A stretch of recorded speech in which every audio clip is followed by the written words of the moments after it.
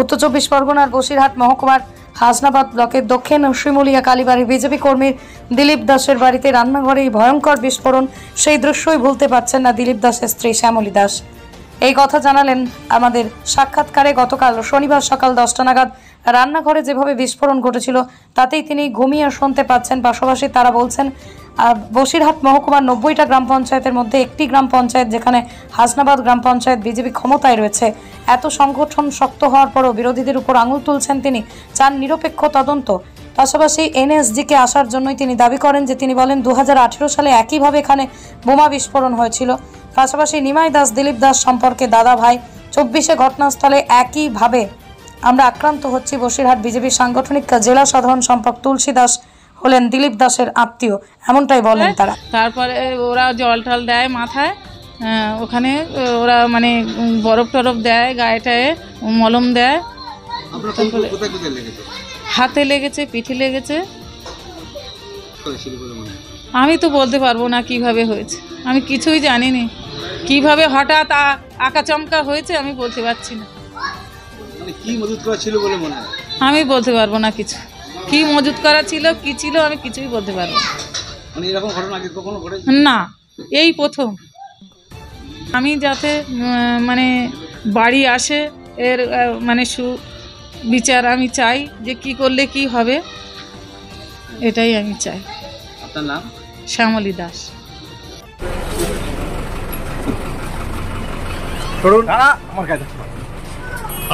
আপনাকে অ্যারেস্ট করলো কেন দাদা? দাদা আপনাকে অ্যারেস্ট করলো কেন দাদা? হ্যাঁ, 4 ভোটে হেরেছে, একটা 7 ভোটে হেরেছে, একটা 11 ভোটে হেরেছে, একটা 72 ভোটে হেরেছে। তবে তৃণমূল লিগ্যাল ভোট হলে আমি বাইরে থাকলে তারা নিশ্চিহ্ন হয়ে যাবে। এখানে তৃণমূল তো হিসেবে নেই, পঞ্চায়েতে নেই এই সময়, কিন্তু লোকসভা নির্বাচনে যদি আমাকে আটকানো যায়, সুন্দরবনের মানুষ ভয় পেয়ে 10% ভোট কম দিলে তাদের ফায়দা আসবে। সে কারণেই তারা আমাকে আটকানোর চেষ্টা করছে, আমার ফ্যামিলিকে অ্যারেঞ্জ করছে। আমি যেখানে থাকি, আমার বাড়িতে এক শিমুলিয়া, আর এক শিমুলিয়া আমার ভাইয়ের বাড়ি। সে বৈষ্ণব মানুষ, প্রসাদ বুঝি, সে মানে বর্তমানে ঠাকুরকে সেবা না দিয়ে প্রসাদ পায় না। তার বাড়িটা সেখানে অরক্ষিত, গ্রামের সমস্ত মানুষ ওই বাড়িটা ভোগ করে। গ্রামের মানুষের ওখানে 100 মানুষ স্নান করতে যায়, ওখান থেকে টিউবওয়েল থেকে গ্রামের মানুষ জল পান করে, ফুল তুলতে যায়, অবাধ সবার স্বাধীনতা রয়েছে। সেই বাড়ির মধ্যে পরিকল্পিতভাবে কিছু বিস্ফোরক রেখে, যেখানে আমার ভাই বউ রান্না করছিল সেটা ঠাকুরঘর লাগোয়া একটা রান্নাঘরের বারান্দা, সেখানে ঠাকুরের সামগ্রী থাকে, ওখান থেকে রান্না হয়ে ঠাকুরের ভোগ লাগবে, 2 রকমের রান্না হয়ে গেছে। তারপরে মিট সেটটার নিচে একটা ব্লাস্ট করে ওর গায়ের উপরে হুড়মুড়িয়ে পড়া, ভয় পাওয়া, ও মাটিতে পড়া, তারপর ছুটে পুকুরে পড়া, অজ্ঞান হয়ে যাওয়া। এইসব সংবাদ যখন আমার কাছে এলো, আমি তখন একটা মুসলিম পাড়ায় জমি জরিপ চলছিল, আমি সেই জরিপে অংশগ্রহণ করেছিলাম এলাকার শান্তি রক্ষার স্বার্থে। সেখান থেকে বাড়িতে ছুটে গেলাম। ছুটে যাওয়ার পরে সমস্ত ঘটনা দেখা, প্রশাসনের উপস্থিতিদেরকে সম্পূর্ণ সহায়তা করা, একেবারেই সম্পূর্ণ বেআইনিভাবে। তবে সমস্ত তৃণমূলী এখানে যতটা আছে তারা সবাই যে চক্রান্তের সাথে যুক্ত আছে আমি মনে করি না, কারণ তাদের সাথে আমার এরকম কোনো সম্পর্ক নেই। আমি কালকেই হাসনাবাদ থানাকে বলেছিলাম যে বিজেপি ভোট গঠনের পরে এই অঞ্চলে পুলিশের ভূমিকার কোনো দরকার নেই। কেউ মারামারি করে না, কেউ কাটাকাটি করে না, কোনো বোমাবাজি হয় না, 5 বছর এরকম কোনো রেকর্ড নেই।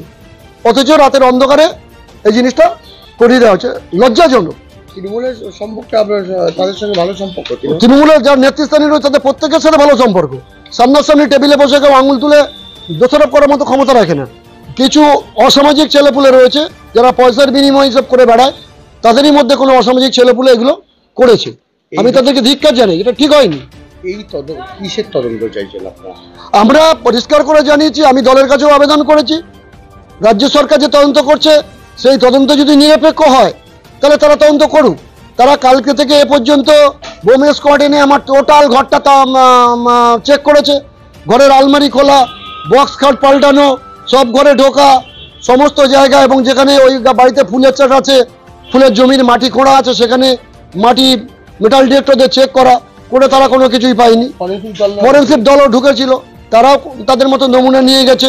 তদন্ত বহুবার হোক, যদি বেআইনি তদন্তে ফাঁসানোর চেষ্টা হয় আমি দলের কাছে অনুরোধ করব এবং ব্যক্তি উদ্যোগে হাইকোর্ট করে এনআইএ তদন্তের দাবি করব। এনআইএ তদন্ত হোক এইখানে, হয়ে আসল সত্য উদ্ঘাটিত হোক। এনএসজি কে চাইছেন? এনার্জি প্রয়োজনে চাইবো, যে নিরপেক্ষ তদন্তের স্বার্থে অবশ্যই চাইবো। আছি তারা হাসনাবাদ পঞ্চায়েতে শান্তিপ্রিয় মানুষ, এবং শান্তিপ্রিয় মানুষটিকে তৃণমূল কংগ্রেস তারা মমতা ব্যানার্জির যে উন্নয়ন, সেই উন্নয়ন নিয়েই রাজনীতি করলেই যথেষ্ট, এখানে সন্ত্রাসের কোনো প্রয়োজন হয় না। কালকের যে ঘটনাটা ঘটেছে দিলীপ দাসের বাড়িতে, অরিজিনাল ঘটনাটা কি পুলিশ তার তদন্ত করছে, পুলিশ তদন্তের রিপোর্টে সত্যতা তার প্রকাশ হবে, কিন্তু অকারণে তৃণমূল কংগ্রেসের উপর দায় চাপিয়ে নিজেদের যে রাজনৈতিক ব্যর্থতা সেটা অন্যদিকে ঘুরিয়ে দেওয়ার চেষ্টা ছাড়া অন্য কিছু নয়। আপনারা জানেন যে হাসনাবাদ পঞ্চায়েত দীর্ঘদিন ধরে ডানপন্থী, সেই 78 সালের পর থেকে ডানপন্থীদের দখলে ছিল। এবারের পঞ্চায়েত নির্বাচনে নিজেদের একটু ভুল বোঝাবুঝির জন্যে হাসনাবাদের পঞ্চায়েতের মানুষ বিজেপিকে ক্ষমতায় এনেছে। পুকুরে লাফতে পড়ে 2-3 জায়গায় লেগেছে, পুকুরে গিয়ে পড়লো। আমি সেই সময় ফুল গাছ পরিষ্কার করছিলাম, এসে দেখতে দেখতে চারিদিক দিয়ে লোকজন ভর্তি হয়ে গেল। তারপরে কোনো কিছু পাওয়া গেল না। যে মিট সেটটায় ভাত তরকারি রাখা, সেই মিট সেটটা বেড দিয়ে যেখানে গিন্নি রান্না করে পাশেই, তারপর থানা থেকে এসছে সবাই, এসে স্যারেরা ইনকোয়ারি করে গেল। ওখানে কি সিলিন্ডার বিস্ফোরণ হয়েছে? কি বিস্ফোরণ ঘটেছে? কিভাবে আওয়াজ একটা হয়েছে এইটুকু, তারপরে কিছু পাওয়া যায় কিন্তু কিছু রাখা ছিল ওখানে কি? না না না, কোনো মিট সেটটা সারাদিনে 15-20 বার ব্যবহার হয়, খাবার থাকে। কি বাস্ট হয়েছে বলে মনে হয়?